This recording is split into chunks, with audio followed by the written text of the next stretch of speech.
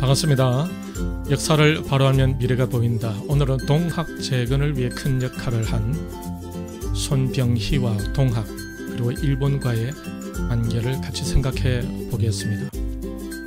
1894년 10월 두 번째로 봉기한 동학 농민군은 11월부터 일본군과의 전투를 시작합니다.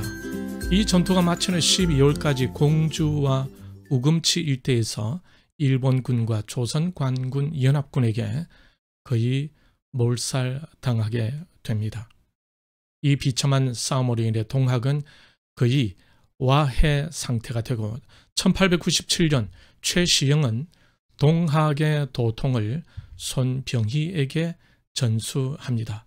다음 해인 1898년 최시영은 체포 처형되고 손병희가 동학 재건에 앞장서게 됩니다. 손병희는 동생 송병흠과 함께 평안도, 황해도 등 관서 지역의 개항장 부근이나 국경 근처의 상업지역을 중심으로 상업과 무역 활동에 종사하면서 새롭게 교세 확장을 꾀해 갔습니다. 이 과정에서 손병희는 서구 문명에 대한 눈을 뜨기 시작합니다. 동학은 상업 활동에 활발했던 서북 지역을 재건의 기반으로 삼아 포교 활동을 전개했으며 덕분에 동학은 1900년에서 1905년 무렵 북부 지역에서 교세가 급속도로 성장하게 되었습니다.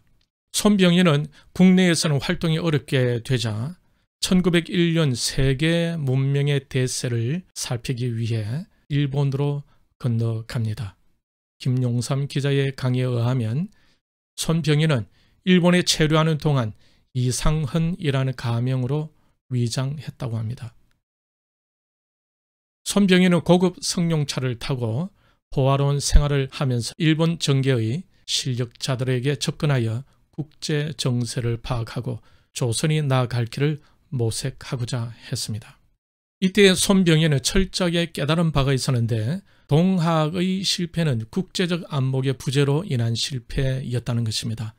그리고 손병희는 일본에서 문명 개화의 필요성을 절실하게 느끼게 되었고 소설가 이광수를 비롯한 64명의 조선 청년을 일본에 유학시키는 데 앞장섭니다. 이들을 조선의 지도자로 키우기 위한 원대한 구상을 가지고 있었던 것입니다. 손병희는 아직도 구시대 미몽에서 깨어나지 못한 조선 백성과 지도자들의 의식 개혁을 통해 자주 독립의 동력으로 삼고자 했습니다. 손병희는 1903년 일본에 협력할 결심을 하게 됩니다. 그리고 그 뜻을 국내의 동학도들에게 알립니다. 그리고 그는 러시아와 일본 간의 전쟁이 일어날 조짐을 목격하죠. 그 전쟁이 일어나면 반드시 일본이 승리할 것을 확신했습니다. 그래서 그는 성자가 될 일본에 협력하는 것이 조선의 앞날에 유리한 선택이라고 판단합니다. 1904년 2월 러시아와 일본 간의 전쟁이 드디어 터집니다. 그러자 도쿄 일대에서 활동하던 손병희는 요즘 화폐 가치로 환산하면 10억 원 정도 되는 거액을 일본 정부의 전쟁 기금으로 기부를 합니다. 그리고 동학 지도자 40명을 도쿄로 불러 이번 전쟁에서 일본이 승리하도록 물심양면으로 일본을 도우라고 명합니다. 손병희는 일본이 앞으로 조선의 근대화 개혁을 위한 응원 세력이 될 것으로 보았습니다. 그래서 일본과 동맹을 맺고 일본의 도움으로 조선의 근대화와 자주권을 회복해야 한다는 아시아 연대론을 주장합니다. 하지만 일본과의 연대를 주장한 것은 일본의 입장과는 다소 차이가 있었습니다. 왜냐하면 러시아 전쟁을 통해 일본은 조선을 대등한 관계가 아닌 보호국으로 삼으려고 하는 일본의 근본적인 목적을 이해하지 못하였기 때문입니다. 일본을 도우라라는 교제 연설을 듣고 귀국한 동학 지도자들은 동학의 2인자 이용구를 중심으로 1904년 4월에 대동회를 조직합니다. 이 단체의 명칭은 나중에 중립회를 거쳐 진보회라는 이름으로 바뀌어집니다. 이것은 일본에서 깨달음을 얻은 개화파 손병희의 문명 개화 노선의 결과였습니다. 일본을 도와줌으로써 미래에 조선의 근대화와 자주권을 확립하겠다는 생각이었던 것입니다. 이처럼 동학은 적극적인 친일적인 태도를 보였음을 알 수가 있습니다. 이런 친일적인 모습이 농후한 이 동학이 일으킨 동학 농민 봉기를 혁명으로 부르기를 원하는 2021년 현 정부, 그리고 이 정부가 가지고 있는 일본에 대해서 죽창을 들으라는 반일적인 태도와는 뭔가 모순적인 면이 있지 않나 하는 생각이 드는데, 여러분은 어떻게 생각됩니까? 동학은 진보회를 중심으로 일사불란하게 행동했습니다. 당시 정부는 상투를 자르는 단발령을 공표했으나 위정척사 세력을 중심으로 한 양반들과 백성들로부터 광범위한 저항에 부딪히게 되죠.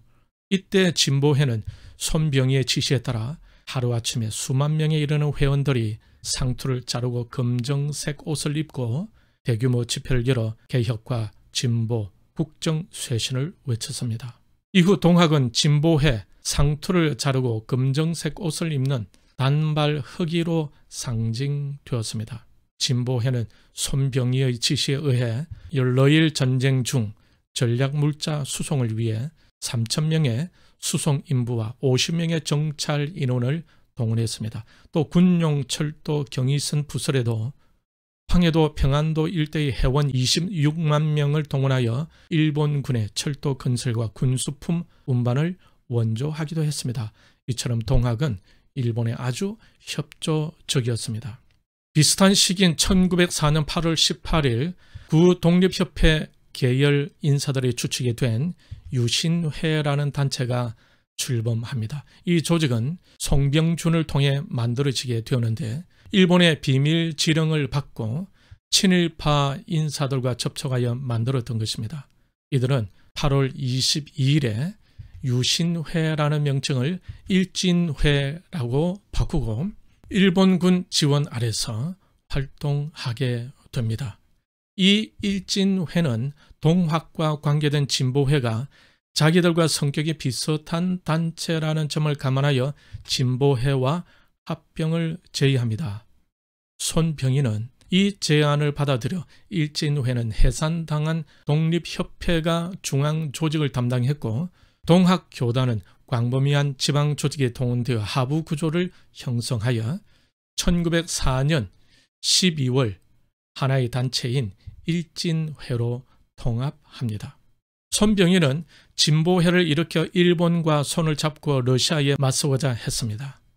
당시 국제 정세를 볼 때 이것은 결코 어리석거나 친일 매국적인 판단이라고 보기는 어렵습니다. 왜냐하면 당시엔 정도의 차이가 있었을 뿐 다수의 개화 지식인들이 일본이 먼저 경험한 문명화 논리를 근본적으로 부정하지 않았기 때문입니다.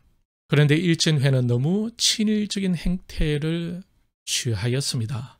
이런 점을 목격한 손병희는 비록 자신도 일본의 우호적인 자세를 취하고 있기는 하였지만 일진회와 결별하기로 결심하게 됩니다.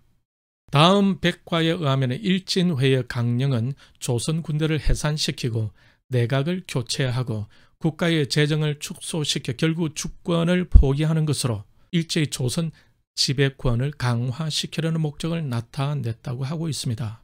일진회는 을사조약의 체결되기 직전인 11월 6일 조선은 일본의 보호를 받아야 한다는 일진회 선언서를 발표합니다.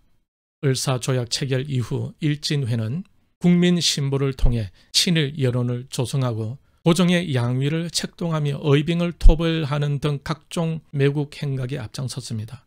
한일 합병이 성사되자 그러한 대가로 일본으로부터 은사금 10만 엔도 받습니다. 손병희는 일진회가 이처럼 일제히 완전히 투항하는 노선을 취하게 되는 것을 보면서 동학교단 조직을 천도교로 개편시키고 자기 계열의 동학 간부를 일진회에서 탈퇴시키며 1906년 9월 17일 일진회와의 관계를 단절합니다. 그러니 이때 동학은 비록 친일 매국의 일진회로부터 빠져나왔지만 친일 상태로 들어가는 실수를 범하고 있었던 것입니다.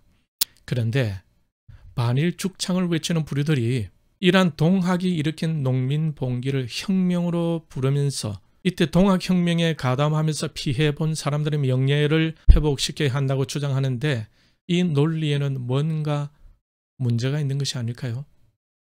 무엇에 대한 피해를 보았다는 것이며 누구로부터 피해를 보았단 말입니까?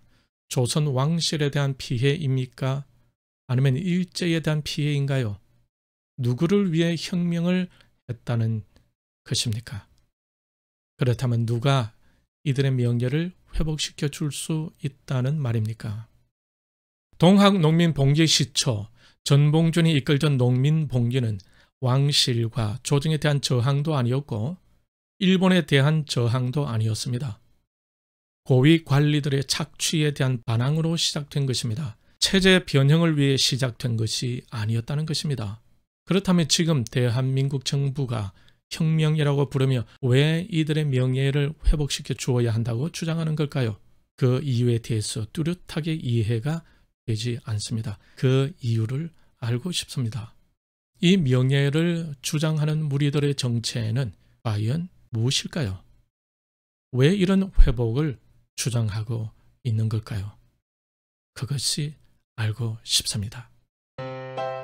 오늘은 여기까지입니다. 일본과 동학의 관계는 어쩔 수 없는 역사적인 사실입니다. 반일을 주장하는 현 정부가 일본과 깊은 관련이 있었던 동학의 농민봉기를 혁명으로 부르고 있고 그 혁명 피해자들의 명예를 회복하고자 한다는 모순점을 생각해 보면서 동학의 지도자 손병희에 대해 잠깐 살펴보았습니다.